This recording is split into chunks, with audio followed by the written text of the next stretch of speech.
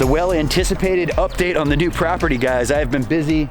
I'll tell you right now, where the loader is sitting was a giant mountain of mulch that I got from the county when we first started bringing mulch in here, and this stuff was well broken down. That is gone. That is one of the only mulch piles that I've actually gotten moved here on the property, and we've done a lot of work here in the last few weeks. I'm probably about a week or two out from finally getting a well here on the property. Working on getting all of this mulch over here in the front of the property brought to the back. This mountain is literally almost coming out the gate. I have to come here almost every single day just to keep this mulch pushed up on the pile so they can continue to dump, or they're dumping on my driveway. We have put a driveway in, kind of just the base coat. This is crushed concrete. Works really good for not getting stuck. It is so dusty. You can barely see across the property when it hasn't rained for a couple weeks and you drive across this stuff. It's my biggest complaint. Although it was one of the cheapest bases that I could find to bring in here. Probably gonna go over this with some gravel, asphalt millings, or just some kind of pure rock. I have talked to the guys where I'm getting the crushed concrete, and they do have pure crushed rock concrete, which should be a little bit cheaper, so I'm gonna try to get my hands on that stuff. Guys, Davies Tree Service does not mess around. These guys are probably in here 15 times a day dumping. It's continual. There's 10 trucks in the morning, 10 trucks at night, non-stop. They're here in the middle of the day. You can see we had some rain yesterday, got some water over there on the ground. This is where our well is actually gonna go. I was very fortunate to have an old well sleeve here on the property. There's a 4-inch casing. Guys, the casing looks like it's brand new. I've had 10 different well companies out here, done a lot of research on the well, looked up the history of the well. This well was installed in 1997. Supposedly it was dug to 260 feet. As far as I can tell, it's probably closer to the 200 foot from dropping a rope down there with the wrench on it. And I have water sitting at about 30 foot. We're gonna try putting a 3-horse pump in here. Gonna hopefully give me about 35, 40 gallons a minute. It's not gonna be my all-time forever well here. I still have goals of putting a 5-inch, 5-horse over on that side, but this one's gonna get us going. I'll probably end up splitting the property to where this front well, once we get another well, just does the front half of the property, and then the big well will do the bulk of the property, market garden areas, nursery areas. But this is gonna be our source of water.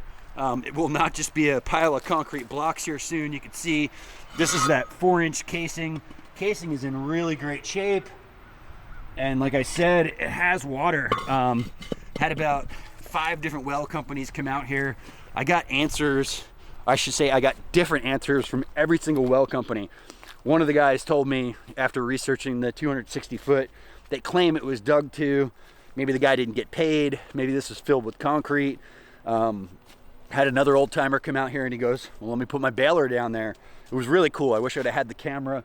They backed their truck up in here. They had this big 20-foot long piece of steel that had a catch on the bottom, and they dropped it in and out of there probably about 15 times, and that would fill up with water. They'd pull it up, they'd drain the water, drop it back down in. It had a really cool release button on the bottom. And then they'd actually threw a rag over it one of the last time he pulled it up, and that rag kind of raised up in the center from the pressure. He said, you got water. So I'm stoked about that. It's a difference of spending $6-7 grand to get this running to spending 25-30 grand to get the big well over there. So that's going to allow us the water we need to get the nursery areas in place, to kind of get some of the market garden areas going. And that is something that I've been working on. We've done a lot of clearing here over the last few weeks. And I have an area that's been prepped out for the market garden that we've put that old mulch from the county on, which was already kind of well broken down. Nick was out here and he said he wanted it from this pile. There is piles closer to where we're putting that market garden in, which is on the far west side of the property, kind of up against the neighbor's property line. I'm gonna wander over there and show you guys. There was a little bit of trash in this stuff. There is some bigger pieces of wood in it, but as far as breaking down material wise, this stuff was well broken down compared to the mulch that I'm getting dumped on a daily basis. This must have been breaking down at the county facility before it came here. You can see it has a lot of soil life in it, a lot more dirt in it, but you do get some bigger chunks of wood and a couple of those little trash surprises. Here's my good little KCM, and took me one dump truck, one dump trailer, almost all day just to move this little pile over to the other side of the property. We're working on getting the capital together, saving up. I got to get a bigger loader. I'm looking for a yard dog, looking for something, I don't know, 28,000 pound, 3 to 4 yard minimum bucket, something older, 2000 to 2006. The machinery market is still a little bit crazy, so waiting for that right deal. Hopefully within the next few months we'll get that going. And our goal is to get nursery mat down over here.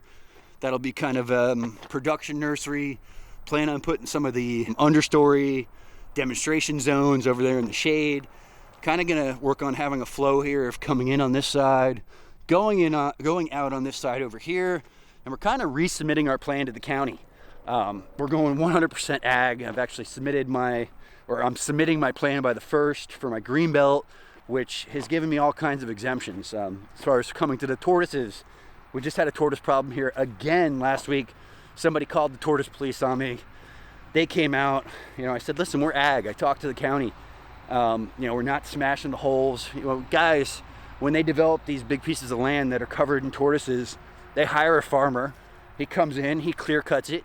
He discs everything, including the tortoise holes. They do that for 2 or 3 years for maybe hay, and then they sell to the developer. He comes and puts his houses in. I'm starting to figure out how this whole racket with the tortoise business is kind of working. So we're still leaving the tortoise burrows alone. We've just gotten a little closer to them in some areas. Not this one specifically, but over there we got the market garden. We're probably within 10, 15 foot of a burrow. Not going to bother them. We're not going to diss them.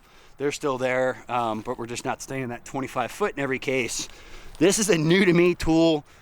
I got this from a company out of Orlando. I think it's called Pinkerton. This goes on my big loader, and it's been just an unbelievable asset. I wish I would have had it from when we first started doing the clearing work here. I started looking for rakes for my KCM back in March. As soon as we got the property, I called 100 different places. Nobody makes a rake for that machine. I had to get this custom made for the machine. I ordered this thing, I want to say end of April, finally pulled the trigger. They didn't even ask me for a deposit. These guys called like end of August, early September. Oh, your rake is ready. I was working out of town, kind of around that hurricane time. Finally got this picked up about a month ago. Super heavy duty. Works really well for picking up piles. You guys can see this is just a giant piece of steel. Kind of forgot it was even coming. Exciting new addition. There's my well.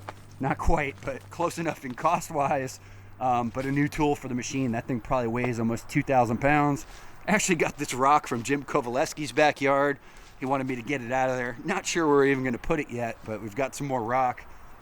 And this is another one of those county piles, the ones that I was talking about that have broken down really well. And you can tell it's really woody on top. But as soon as I start digging into it, I mean, look at that soil life.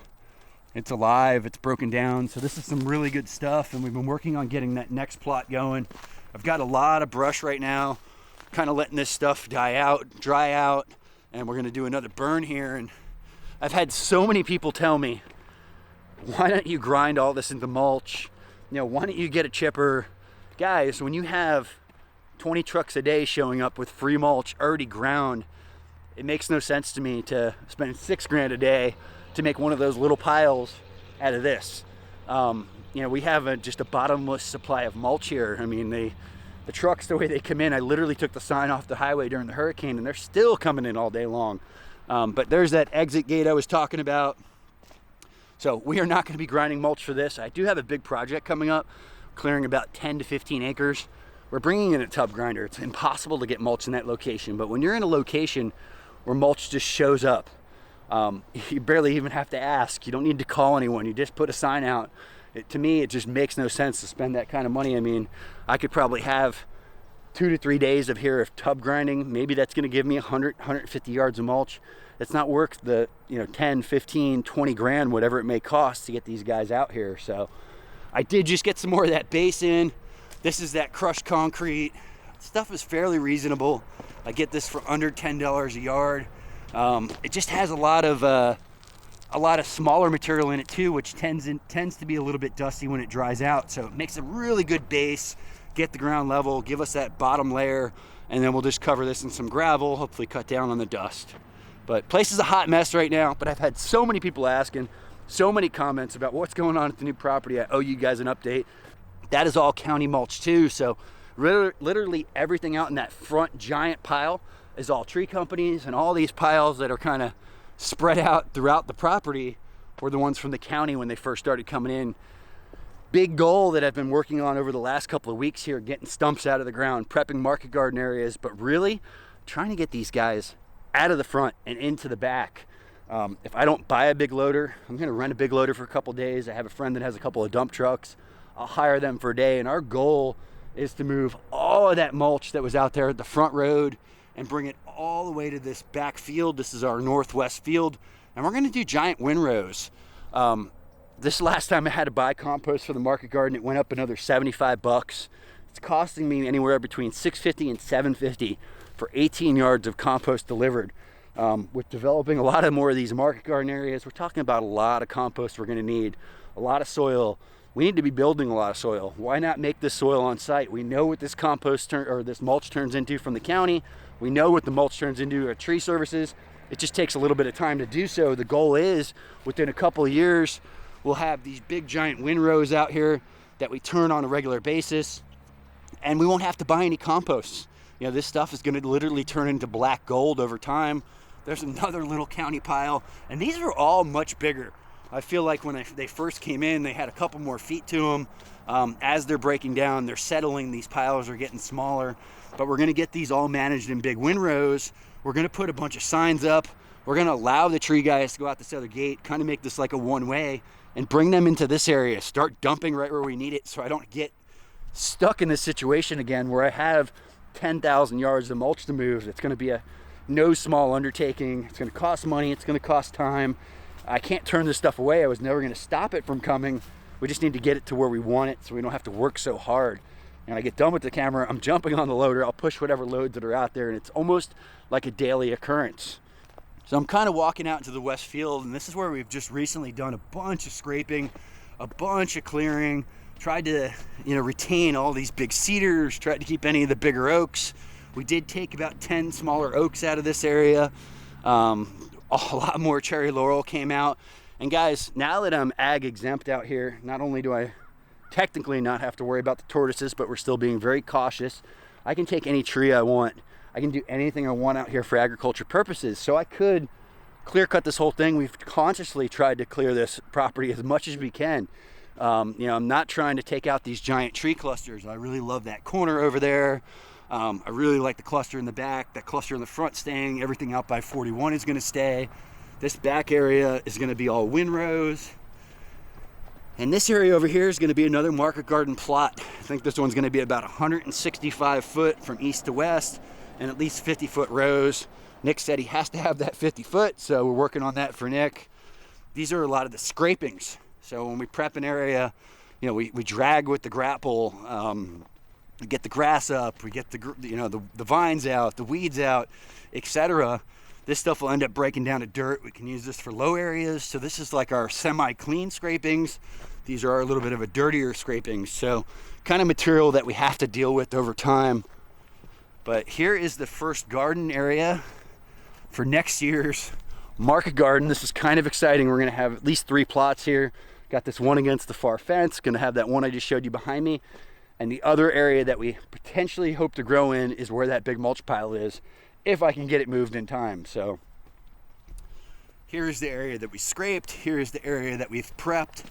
And this is gonna be our first market garden here on the new property, giving Nick about another 10 to 12,000 square foot. Like I said, we took a couple of small trees out of here. Nothing really big in this corner. This was also a safe zone. There wasn't any tortoises here. Did a little bit of a scraping with the bobcat, like I showed you. Got all those piles up over there, and we came back in with about 10 inches of the more well broken down county stuff. And like I said, the only thing you'll see here is there's some bigger sticks on top, whether it be palm, whether it be small logs, woody material. Jim swears by that woody material. We hope to get some manure to put down on top of this, and then a final coat, 2 to 3 inches of that compost. But when you're talking about 3 inches of compost, over 12,000 square feet, it's a little bit of compost. I probably need a few $1,000s in compost here to kickstart this garden and get it going. And the goal would be I only have to do that one time. Every year after you harvest, you want to replenish that soil. You want to bring a little soil back in. Well, I hope within a few years, that soil is coming from here. We'll be growing all of our soil through that breakdown process, through turning it, through mixing it with manures to where I'll have a steady stream of soil coming off of the property. one more resource that we don't have to purchase all the time. So pretty excited about that. You can see some of the wet areas out here. Yesterday we had an unbelievable storm and cold front come through. Probably dumped about 3 to 4 inches within a couple hours. So there's a few spots that still haven't dried up, but you guys can see this place looks like concrete. I mean, this is pure sandy soil. This property was really quite disturbed before we got it. Supposedly it was a sweet potato farm back in the 80s, but it was all clear cut. So a lot of this is all younger growth. I don't have any big historic grandfather oaks on the property. The biggest oak I have is up by the mulch pile, and it's been in poor shape since we bought the property. Really hoping it comes back, but I have a lot of water oaks, like that big oak right there. Maybe that one got skipped when this was a farm back in the day. That looks like it's a little more than 50 years, 30, 40 years old. But a lot of these other ones, the more common sized trees we have around here in that 8 to 12 inch range. This is another tortoise zone. Gonna put some flagging around here so when they come in, they can pull, dump, come back out. And access is key for these guys. People always ask me, how do you get mulch? All I did was put a sign out. I just happen to have a prime location. If you want to get them on your property, you have to tip them. You have to persuade them in some way. You have to give them easy access. They can't be soft ground. They can't be getting stuck. So a lot of this base is to create that turnaround so these guys can get in there and dump and go back out, and we can stop dumping up in the front. That might sit for a little while before I get it moved, but our goal is sometime in spring to at least start selling plants here, whether it be out of a small farm stand, and then as we progress, as we get busier, as we start to build up that capital, it might even be a few years before I put that large education building in up in the front. Then we'll get that going. So guys are kind of overdue for an update here. I've got a lot of brush to burn, getting ready to take a burn course to get certified, because it has been harder and harder for me to get those permits for burning. Are you a certified burner? Are you in a smoke sensitive area? Well, we're very close to the highway. This is considered a smoke sensitive area because of all the vehicles that go by here on a daily basis. I think there's 50,000 cars a day coming through here. So I have to be a little cautious when we burn. A lot of that ash is going into those new garden plot areas before we actually start putting the mulch down, start putting the compost down. So update video, new property, slowly but surely, guys. This has been no small undertaking. I hope you've enjoyed this follow-up. Hit that subscribe button if you haven't. Make sure you pound that bell to stay notified. Most importantly, it's almost 2023. Start a garden. Get out there and pound some dirt.